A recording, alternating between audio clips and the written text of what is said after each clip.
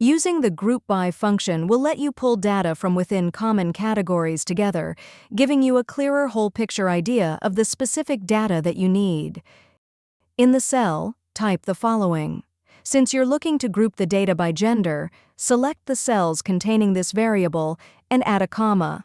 Then, since you're looking to see the average sales for each, select the cells containing these figures and add another comma. The final mandatory argument is the function to be used on the aggregating data. In this case, since you want to find out the average sales made of each gender, you need to insert the average function and close the parentheses. When you press Enter, you'll see that Excel has aggregated the total average made of each gender. Since you have included an optional argument in the GROUPBY function, the data is still sorted in alphabetical order according to the values in column by default, and there's a total row at the bottom of your extracted data. When selecting your data for the first two arguments, you should think ahead about whether you want your output data to duplicate the headings in your table.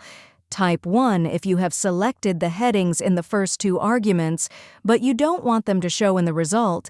Type 2 if you haven't selected headings in the first two arguments, but you want Excel to generate generic headings in the result. Or type 3 if you have selected the headings in the first two arguments, and you want Excel to show them in the result. If you found this video helpful, please click the like button and subscribe to our channel for even more helpful tutorials.